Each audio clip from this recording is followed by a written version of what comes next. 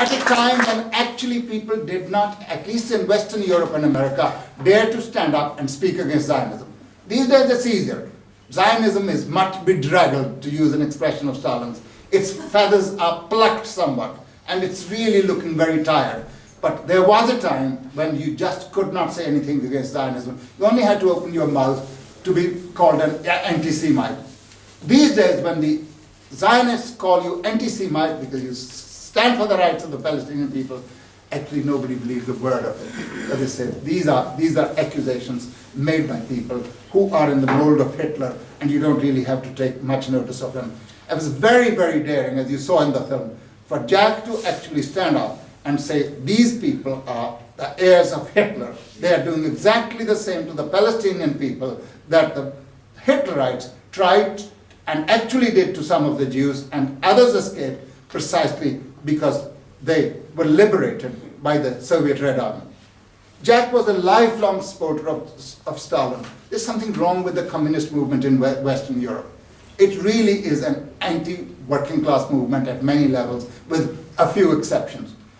They are so prejudiced against Stalin. Why? On what grounds? Every epithet, every abuse that the bourgeoisie hurled at Stalin, they're also prepared to join in and start doing that. But Jack was very, very clear. Jack was very clear that had it not been for the Soviet Union, had it not been for the Red Army, the whole of Europe would have been under the heels of fascism, and the Nazis would have not only succeeded in establishing an empire of their own, but they would have, into the bargain, extinguished the community from which he hailed, namely, there would have been no Jews left. Sensible Jews understand that. And it makes you sick when Zionists of all the people come along and accuse Stalin of being an anti-Semite.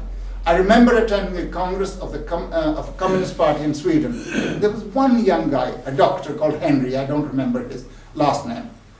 And this party was discussing whether the name of Stalin should appear in their statutes or not. And he settled the issue by just saying, he said, comrades, here I stand. Had it not been for the Stalin and the Red Army, I wouldn't be speaking to you, I wouldn't be there anywhere. And that just literally, that emotional argument settled the matter. It was not just emotional, but it was factually true. Jack was a friend of China. There was nothing that he would not do in support of the Chinese Revolution. There was nothing that he and his brother would not do for the Chinese Revolution. There were times when things were difficult. For Jack, by extension, but also for Michael in China. But notwithstanding all that, their faith in the Chinese Revolution, their support for the Chinese Revolution never diminished even by one iota. And there are a lot of people who get upset by small things. But Jack and Michael were not people who were upset by small things. They could see the bigger picture and see, yes, mistakes are made in the process of a movement, but whatever those mistakes, they would not give up their support for the revolution. Jack was a staunch friend of Korea, and Jack would not miss any function that we held to mark any of the dates in the Korean Revolutionary calendar. Comrade Zhang would be able to vouchsafe for that. He met Jack on a number of occasions. Jack was a many-sided person. He was a very talented person. Jack was born with certain disabilities. He had problems with hearing. He had problems with tinnitus. And he devoted a considerable part of his life to helping people who were in the same position and occupied very important positions in those organizations. When the polemic started in the international communist movement, on the one side were lined the Communist Party of China and those who supported the Communist Party of China, and on the other, those who followed the baton of Khrushchev on a whole range of issues. And Michael and Jack had no difficulty deciding which side they were on. They were not safeguarding their careers when they decided to be on the Chinese side. You have to actually go back to that time. I was a young man, I actually experienced that. It was very, very difficult those days to cross the Communist Party of the Soviet Union. You had to be daring, you had to be courageous to disagree with them.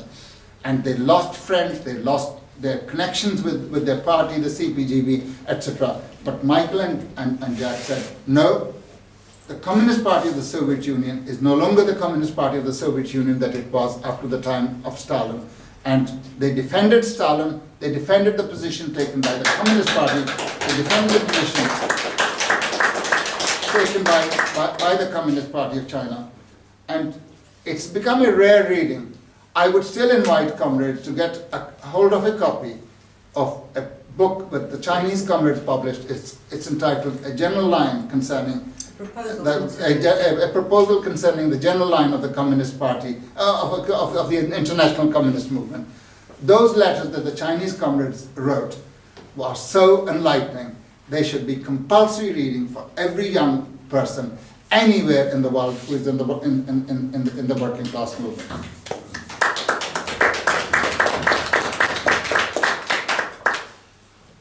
Jack, as time went on, and the same goes for his brother Michael, their revolutionary fire was never ever in any way dimmed. They continued to support revolutionary movement, national liberation movement, proletarian liberation movements, revolutions in Latin America, revolutions in Asia, revolutionary movements in Europe and anywhere in the world. They were also very fortunate, it's not always the case with revolutionaries, they were very fortunate to have had revolutionary and loving, caring, intelligent wives. In the case of Jack, Marie; in the case of Michael, Liu Jinghe, Raja's mother. They were persons in their own rights, they were revolutionaries in their own rights, they were accomplished professionals in their own rights. In the case of Michael's wife, Liu Jinghe, she was a noted psychologist, she was a noted expert on children and children's education, and she occupied honorable positions in the Chinese legislature and in a number of societies concerned with her profession.